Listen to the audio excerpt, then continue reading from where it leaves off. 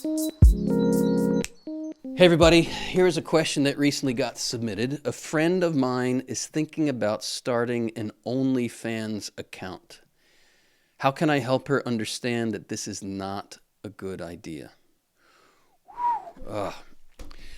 I recently watched, I could only bear like 10 minutes of it actually. Somebody recommended that I watch a documentary on OnlyFans.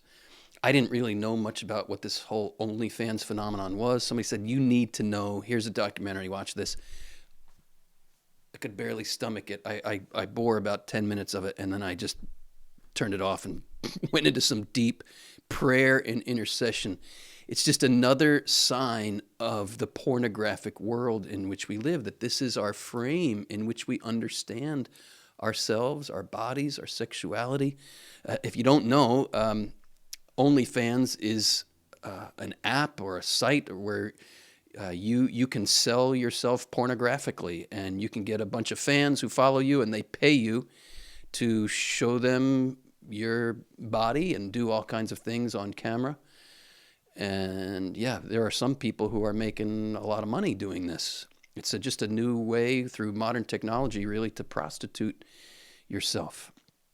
In a world that sees the body as something rather than as someone, well, it's just another thing you can sell and make money from, right? It's just another product. But when the body is recognized as someone, then you realize the human person cannot be bought or sold without violating that person's dignity as a person. I would say to you that your friend, because she's already considering starting an account on OnlyFans, that there's a lot of bad formation in her background that has led her to this point of thinking this would be a good idea. And we have to go back way back here to where did this formation happen, and do what we can. I'd recommend that you prayerfully, thoughtfully, carefully, lovingly help reform the way she thinks. And I would begin by affirming that there's something in her heart that is good that got twisted up. It's so important we understand this. Whenever we're acting in disordered ways, there is some good reality, some good desire in there that got cocked in a wrong direction, and we're pursuing it in a disordered way. But we have to go back, trace it back into the heart. What is the good desire, and how can that good desire be fed in a healthy way to save me from taking that hunger or that desire to unhealthy foods or unhealthy outlets, shall we say? What is the good desire here? St. Augustine said it best. The deepest desire of the human heart, he says, is to see another and to be seen by that other's loving gaze. To see and be seen. Right? Heaven is described in the theological tradition as a beatific vision. Right? We will see the mystery of the God who is love, and we will be seen by that love. And that will be beatifying. What does that mean? Utterly blissful, right? But here's the thing. Oftentimes we exchange the desire for being seen with the desire or the counterfeit of being looked at, right? And what is the difference? We've talked about this in other videos on this channel. What is the difference between looking and seeing? I have an event here that we offer at the Theology of the Body Institute. We take this out into the parishes. It's called the Made for More event. And the whole theme is unpacking throughout the whole night the difference between looking and seeing. And I'll ask the ladies, and I've asked literally hundreds of thousands of women this question over the past 25 years all around the world. I'll say, ladies, please raise your hand if you prefer to be looked at rather than seen. Never has a hand gone up, ever. Then I'll ask, please raise your hand if you prefer to be seen. The hands go up. So they recognize right away there is a difference between being looked at and being seen. Being looked at stops at external appearance, right? Being seen penetrates into the mystery of the other as a person. Your dear friend who wants to go on OnlyFans, her heart of hearts, in her heart of hearts, is a holy, sacred desire to be seen and thus to be loved. She's trading that in for a counterfeit of being looked at. And there is a certain kick, right, from getting that kind of attention. Ooh, I'm getting more and more fans. More and more people are looking at me. Yeah, and there's a perk of making some money doing it too. But you are not only selling your body, you're selling your soul. You're treating your whole humanity, body and soul, as some product to be bought and sold. And you are fostering in the world this whole misguided, terribly distorted lust that degrades the human body. I'll tell you a story from my own life here. Maybe that will help. The difference between looking and seeing, and yeah, I have to kind of humble myself here because this is a painful story because it reveals my own disordered desires. But one time I was at Mass, this was years ago, and I'm coming out of my pew to go up to communion, and across the aisle is a woman coming out to go up to communion. And she was just one of those women who just caught my eye right away. She was stunningly attractive.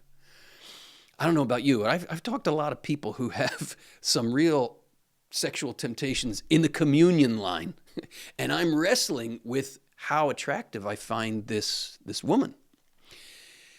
And the communion line was pretty long, so I was able to enter into a prayer, a dialogue with the Lord. And I had been down the road enough in my own journey to know, okay, open this up, take this to prayer. There's stirrings in my heart. There's these attractions in my heart. I know I need to open them to the Lord to be purified. And so that's what I was doing right in the communion line. Lord, she's beautiful. I'm attracted to her beauty. I am drawn right in. Show me how to honor her. Show me what this desire is in my heart. I just opened that up to the Lord in prayer. And I heard, Christopher, tell me what you want. What do you want? That's the voice of the Lord, right? Those are the very first words of Jesus in the Gospel of John. What do you want? And I've been in this place in prayer so many times. When the Lord asks me that question, I know he's saying, don't censor it. Don't pretty it up. Don't tell me what you think is the holy answer. I want to know your heart. I want you to expose what's really going on in your heart to me. So I was like, okay, Lord, here's what I want. I want to see her naked. That's what I want. And this is what I heard. Do you want to see her naked? Or do you just want to look at her? I was caught by that question, and I had to examine what's going on in my heart. Do I want to see her nakedness, or do I just want to look at her nakedness? There's a big difference. And the more honest I was with myself, I realized, yeah, I guess I just want to look. And in the dialogue of prayer, I heard, because if you wanted to see her, truly see her as I see her, I would show you. But if you're just going to look, then I'm going to protect her because she is made in the image and likeness of God. She's a person. She's not a thing for you to gawk at or to treat as an object. So if you just want to look, But if you want to see, I'll show you her nakedness. I was like, that's what? What does that even mean? I kept praying into that. And I kept asking for purity of heart. I kept asking for my desire to look to be transformed into a desire to see her rightly. Lo and behold, over the next few years, through various strange circumstances, inappropriate circumstances, my wife being involved, we as a family got to know this woman. Got to know her really well, actually. And some years into our relationship, as we had established a relationship with this person, Some things came out from her past, what she grew up with, some abuses she had experienced, some really, really painful sexual violations in her life from men who just wanted to look and not see her.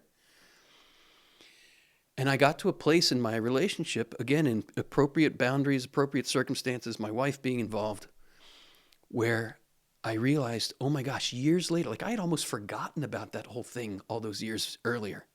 And years later, I realized I had really seen her naked heart.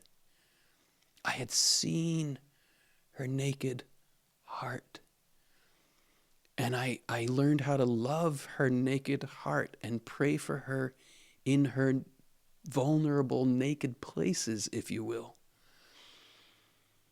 That is so much more fulfilling because you're learning to love the person. That is so much more. It's a blessing. It's a blessing all around it. You're swimming in truth and goodness and beauty the more you see. And I'm telling you, your friend, in her heart of hearts, she does not want to be looked at. She wants to be seen. She wants to be known in those naked places. She wants to be loved in those naked places. That is the good desire underneath that needs to be unearthed and blessed and affirmed. And as it is, the more it is blessed, unearthed, blessed, and affirmed, that desire to be seen in her nakedness, in the context of what I've unfolded here, the nakedness of her heart, the vulnerability of her humanity. The more that is satisfied in healthy, holy ways, the more the attraction to the counterfeit will just fade away, right? If the hunger is for a banquet and we've been gorging on fast food, the more we eat from that banquet and are truly nourished, the less we're going to be tempted to unhealthy eating, right? To food that might taste good going down, but then just makes us sick, right? We need to retrain our palate, if you will, for healthy food, for good food, for the banquet of love for which we're made. Deepest desire of the human heart, St. Augustine says, to see another and be seen by that other's loving gaze. That would be a Catholic angle on this disordered desire to want to start, how does she say it? An account on OnlyFans, That's really what it is. Lord, open our eyes to how our desires got twisted up and come into those twisted desires and untwist them so that we can live more and more freely as the men and women you have created us to be. I hope you found that helpful. God bless. I hope you enjoyed this video. If you did, click like and subscribe, and please leave a comment. If you'd like to learn more about the theology of the body, click on the link TOB for free. We will send you 3 free sessions to our introductory course. You can also learn about our patron community and become part of a global community of men and women who are learning, living, and sharing this vision. And hey, check out our events calendar. We might be coming to an area near you very soon.